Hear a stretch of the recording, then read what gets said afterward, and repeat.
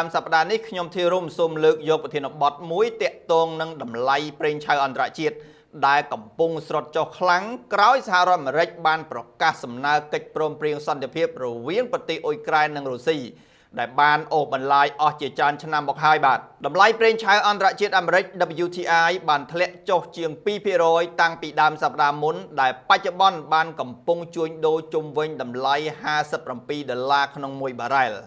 ការធ្លាក់ចុះដោយគ្មានការព្រៀងទុកនេះគឺបណ្ដាលមកពីសហរដ្ឋអាមេរិកបានគូសវាសផ្លូវសម្រាប់បញ្ចប់សង្គ្រាមសម្រាប់ប្រទេសអ៊ុយក្រែននិងរុស្ស៊ីដែលបានអូសបន្លាយអស់រយៈពេល3ឆ្នាំមកហើយ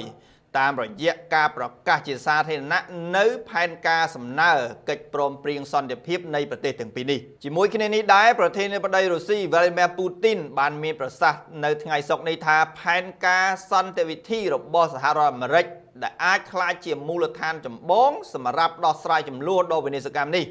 ប៉ុន្តែប្រសិនបើអ៊ុយក្រែនបដិសេធផែនការនោះកងកម្លាំងរុស្ស៊ីនឹងឈានទៅមុខបើកការវាយប្រហារខ្លាំងជាងមុនទៀតបាទប្រទេសរុស្ស៊ីតែងតែទាមទារឲ្យប្រទេសអ៊ុយក្រែនកាត់ទឹកដីមួយចំនួនឲ្យប្រទេសរុស្ស៊ីជាថ្នូរនឹងការបញ្ចប់សង្គ្រាមហើយសូម្បីតែលោក Donald Trump ក៏ធ្លាប់បញ្ចុះបញ្ចូលឲ្យលោក Zelensky ដូច្នោះដែរបាទត្រឡប់មកការឆ្លើយតបពីប្រធានាធិបតីប្រទេសអ៊ុយក្រែនវិញលោក Zelensky មិនទាន់មានការជំទាស់លើផែនការទាំងអស់នេះទេតែមានសញ្ញាវិជ្ជមានថាលោកមានផែនការបន្ទាប់ក្នុងការជួបលោក Donald Trump ដើម្បីជជែកវែងញែកបន្ថែមទៀតលើផែនការនេះសូមរំលឹកដែរថាប្រទេសរុស្ស៊ីត្រូវបានរងទណ្ឌកម្មពីសហគមន៍អឺរ៉ុបនិងអាមេរិកលើការនាំចេញប្រេងទៅកាន់ទីផ្សារប្រេងអន្តរជាតិជាពិសេសនោះការវាយប្រហារកំទេចស្ថានីយផលិតប្រេងរបស់រុស្ស៊ីជាបន្តបន្ទាប់ដែលជាហេតុមានការព្រួយបារម្ភជាខ្លាំងនៃកង្វះការផ្គត់ផ្គង់ប្រេងនិងបានជំរុញឲ្យប្រេងឡើងថ្លៃកន្លងមកដូច្នេះព័ត៌មានខាងលើនេះគឺជាកត្តាសំខាន់ដែលបានទាញទម្លាក់តម្លៃប្រេងកាលពីថ្ងៃសុក្រមកដល់ពេលបច្ចុប្បន្ននេះដោយសារជាការបើកផ្លូវមួយឲ្យមានការផ្គត់ផ្គង់ប្រេងពីរុស្ស៊ីខ្លាំងឡើងវិញបាទតម្លៃប្រេងឆៅអាចនឹងនៅបន្តចុះខ្លាំងជាងមុនបន្ថែមទៀតនៅពេលដែលជំនួបលោក Zelensky និងលោក Donald Trump មានសញ្ញាវិជ្ជមានល្អនោះបាទជួបជាមួយខ្ញុំធីរុំនិងវិភាគជូនពុកម៉ែបងប្អូននៅប្រធានបទមួយតាក់ទងនឹងតម្លៃមាសនិងទិសដៅនាពេលអនាគតថាតើវិនិយោគិនគួរទិញមាសក្នុងតម្លៃណាដែលអាចមានឱកាសទទួលបានប្រាក់ចំណេញក្នុងស្ថានភាពបច្ចុប្បន្នបាទបច្ចុប្បន្នតម្លៃមាសបានកំពុងជួញដូរលើតម្លៃ$4,100ក្នុង1អោនឬជុំវិញតម្លៃ$5,000ក្នុង1តម្លឹងវិញហើយដែលបាននៅត្រឹងដើរត្រឹមក្រោមតម្លៃ$200ក្នុង1តម្លឹងនៅប្រមាណសប្តាហ៍ចុងក្រោយនេះល្បឿននៃចលនារបស់តម្លៃមាសបានដើរយឺតជាងប្រមាណខែមុនដែលធ្លាប់តែលោតក្នុងមួយថ្ងៃខ្ពស់បំផុតដល់ទៅជាង$300ក្នុង1តម្លឹងឯណោះគួរបញ្ជាក់ផងដែរថាកាលពីខែមុនតម្លៃមាសបានដាំក្បាលចុះមកក្រោមខ្លាំងពីកម្ពូលតម្លៃខ្ពស់បំផុតនោះក្រោយអ្នកជួញដូរបានបិទប្រតិបត្តិការកាត់យកប្រាក់ចំណេញហើយក្នុងពេលនេះវិនិយោគិនបានកំពុងរងចាំទិសដៅបន្ថែមទៀតតាក់ទងនឹងស្ថានភាពសេដ្ឋកិច្ចសកលដែលមានអាមេរិកជាក្បាលម៉ាស៊ីននោះព្រមទាំងការតាមដានកម្ដៅពីកត្តាភូមិសាស្ត្រនយោបាយផងសំខាន់ជាងគេទៅទៀតនោះគឺអត្រាការប្រាក់ធនាគារកណ្ដាលអាមេរិកដែលកំពុងជាប្រធានបទក្តៅក្នុងពេលបច្ចុប្បន្ននេះសម្រាប់វិនិយោគិនធ្វើការជួញដូរមាសទៅតាមទំនោរនៃព័ត៌មានចម្បងទាំងនេះតើទិសដៅនៃតម្លៃមាសនឹងប្រែប្រួលយ៉ាងណានាពេលអនាគតជាពិសេសក្នុងឆ្នាំ2026ខាងមុខនេះបាទបើយោងតាមធនាគារ UBS បានព្យាករណ៍ថាតម្លៃមាសនឹងហក់ឡើងទៅបំបែកប្រវត្តិសាស្ត្រចាស់ទៀតគឺដល់តម្លៃ$4,500ក្នុង1អោនឬ$5,421ក្នុង1តម្លឹងនៅពាក់កណ្ដាលឆ្នាំ2026នេះស្របពេលធនាគារដ៏ធំមួយទៀតរបស់ធនាគារអាមេរិកគឺ Bank of America ម្សិលមិញនេះបានព្យាករណ៍ថាតម្លៃមាសក៏ស្ទុះនឹងឡើងខ្លាំងដល់$5,000ក្នុង1អោនឬ$6,024ក្នុង1តម្លឹងនាឆ្នាំ2026ខាងមុខនេះដែរបាទនេះបើយោងតាមគេហទំព័រ investing.com បានចេញផ្សាយបន្ថែមលើនេះទៀតស្ថាប័ន Reuters កាលពីពេលថ្មីនេះក៏បានចេញរបាយការណ៍ស្ទង់មតិអ្នកវិនិយោគជាច្រើនដែលបានបង្ហាញថាចំណុចកណ្ដាលឬជាមជ្ឈមភាគនៃតម្លៃមាសក្នុងឆ្នាំ2026គឺនៅតម្លៃ$5,150ក្នុង1តម្លឹងជាមួយនឹងការជួញដូរឬការទិញមាសទុកតើតម្លៃណាគួរទិញចូលក្នុងស្ថានភាពមាសបច្ចុប្បន្ននេះ ជាការវិភាគតាមកត្តាបច្ចេកទេសមាសជុំវិញតម្លៃ 4,000 ទៅ 4,000 ដុល្លារស្ដើងក្នុងមួយអោនឬជាង 4,800 ដុល្លារក្នុងមួយតម្លឹងនៅតែជាឱកាសល្អសម្រាប់អ្នកជួញដូរទិញមាសទុកយកផលចំណេញនិងសម្រាប់បងប្អូនអាចទិញមាសទុករយៈពេលវែងប្រសិនណាបើមាសធ្លាក់ចុះមកម្ដងទៀតបាទថ្ងៃនេះខ្ញុំធីរុំនឹងលំអិតព្រមទាំងវិភាគជូនអស់លោកស្រីនៅសន្ទុះប្រាក់ដុល្លារអាមេរិកថាតើអនាគតប្រធានធនាគារកណ្ដាលអាមេរិកដែលនឹងឡើងមកកាន់តំណែងក្នុងឆ្នាំក្រោយនេះនឹងប៉ះពាល់ដល់ប្រាក់ដុល្លារយ៉ាងណាដែរបាទបច្ចុប្បន្ននេះប្រាក់ដុល្លារអាមេរិកបានឡើងថ្លៃជាង 1% បើប្រៀបធៀបនឹងសប្តាហ៍មុនដែលបានទទួលកម្លាំងពីតម្រុយនៃការរក្សាអត្រាការប្រាក់ឲ្យនៅដដែលនាកិច្ចប្រជុំខែក្រោយនេះជាទូទៅបម្រែបម្រួលរូបិយប័ណ្ណដុល្លារដ៏ពេញនិយមនេះធ្លាក់ថ្លៃឬឡើងថ្លៃអាស្រ័យទៅលើកត្តាចម្បងជាច្រើនមានដូចជាកត្តាសេដ្ឋកិច្ចសហរដ្ឋអាមេរិកផ្ទាល់កត្តាភូមិសាស្ត្រនយោបាយដែលអាចជះឥទ្ធិពលដល់អាមេរិក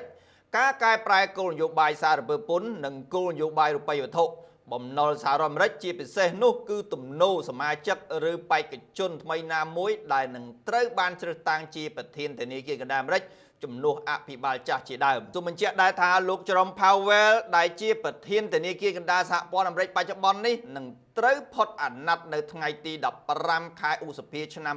2026ខាងមុខហើយទំនងជាមិនត្រូវបានតែងតាំងឲ្យនៅបន្តទេដោយសារប្រមុខធនាគារកណ្ដាលរូបនេះមិនធ្វើតាមលោក Donald Trump ឲ្យទម្លាក់អត្រាការប្រាក់ឲ្យបានខ្លាំងដូចអ្វីដែលលោកចង់បានបន្ថែមលើនេះទៀតការពីពេលថ្មីៗនេះលោក Donald Trump ក៏បានជំរុញឲ្យរដ្ឋមន្ត្រីរដ្ឋាភិបាលជាតិអាមេរិកលោក Scott Bassett ឲ្យជ្រើសរើសអនាគតប្រធានធនាគារកណ្ដាលអាមេរិកថ្មីឲ្យបានឆាប់ផងដែរ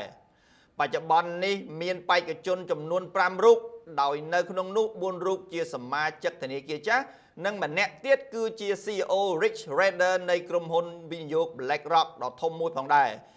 ដែលអ្នកទាំងនេះកំពុងស្ថិតនៅក្នុងការពិចារណារបស់លោក Bassett នៅជុំទី1សិនហើយរដ្ឋមន្ត្រីនិងជាមនុស្សចំណិតរបស់លោក Donald Trump រូបនេះបានបង្ហាញនៅក្នុងកិច្ចសម្ភាសន៍សារព័ត៌មាន Fox ថាលោកនឹងជំរុះសល់ត្រឹមតែ3នាក់មុននឹងឲ្យជួបជាមួយនឹងប្រធានាធិបតីថ្មីនៅពេលឆាប់ៗដើម្បីសម្រេចជ្រើសតាំងនៅក្នុងចំណោមបេក្ខជនទាំង5រូបនេះភាគច្រើនសុទ្ធតែជាអ្នកគាំទ្រក្នុងការទម្លាក់អត្រាការប្រាក់ហើយចង់ឬក៏មិនចង់លោក Donald Trump ប្រកាសណាស់ពិតជាជ្រើសតាំងបេក្ខជនដែលគាំទ្រគោលនយោបាយរបស់គាត់ដែលឲ្យអត្រាការប្រាក់ធ្លាក់ចុះច្រើននោះបាទដូចនេះសន្ទុះលុយដុល្លារនឹងមានសញ្ញាណវិជ្ជមានខ្លាំងនៅពេលដែលមានការប្រកាសជាផ្លូវការនៅបេក្ខជនដែលមានទំនោរក្នុងការទម្លាក់អត្រាការប្រាក់នោះបាទថ្ងៃនេះខ្ញុំធីរុំនឹងធ្វើសេចក្តីលម្អិតជូនបងប្អូននៅមូលហេតុចម្បងនៅពីក្រោយនៃការធ្លាក់ចុះតម្លៃកាក់ Bitcoin យ៉ាងគំហុកដ៏គួរឲ្យភ្ញាក់ផ្អើលនេះបាទតម្លៃកាក់ Bitcoin បានធ្លាក់ចុះយ៉ាងខ្លាំងកាលពីថ្ងៃសុក្រសប្តាហ៍មុនរហូតដល់តម្លៃ $80,000 គត់ក្នុងមួយកាក់ដែលជាការធ្លាក់ថ្លៃខ្លាំងបំផុតមិនធ្លាប់មានក្នុងឆ្នាំនេះតែបច្ចុប្បន្នបានងើបមកវិញបន្តិចហើយបាទដែលកំពុងជួញដូរជុំវិញតម្លៃជាង$80,000ក្នុងមួយកាក់ការធ្លាក់ចុះនេះមិនមែនធ្លាក់តែទ្រព្យ Digital Bitcoin តែឯងនោះទេនៅមានកាក់ផ្សេងទៀតក្រៅពី Bitcoin ដែលគេហៅថា Altcoin នោះក៏ធ្លាក់ចុះយ៉ាងសម្បើមដូចគ្នាដែរហើយនៅក្នុងនោះកាក់ Ethereum ដែលគេទទួលស្គាល់ថាជាទ្រព្យ Digital ធំបំផុតលេខ2ក៏ធ្លាក់ចុះប្រមាណ 38% តាំងពីដើមខែតុលាមកចំណែកឯកាក់ Bitcoin វិញបានរអិលចុះមកក្រោមប្រមាណជាង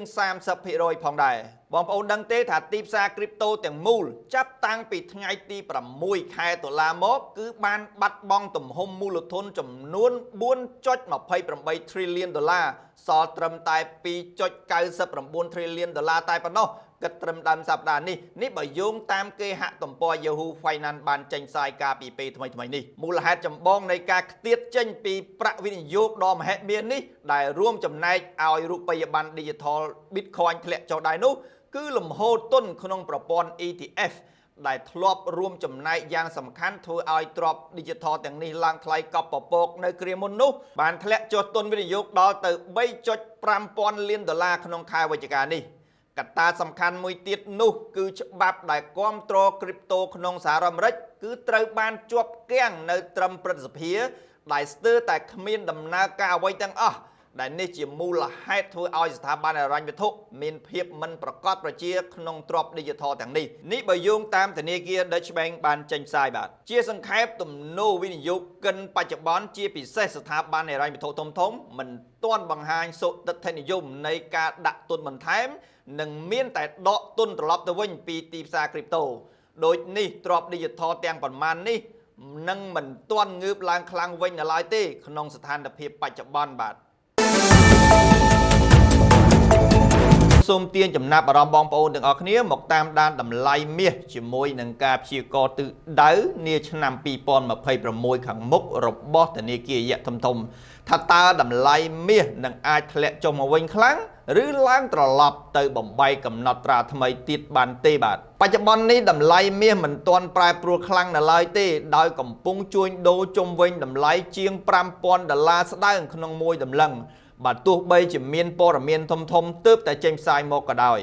ជាជាក់ស្ដែងវិនិយោគិនខាងគាំទ្រលក់មាសចេញនិងវិនិយោគិនគាំទ្រការទិញមាសនោះគឺកំពុងប្រទាញប្រទង់គ្នាជុំវិញព័ត៌មានធំដែលសុទ្ធតែជាសូចនាករនៃការធ្លាក់និងសូចនាករជំរុញឲ្យមាសឡើងថ្លៃនោះ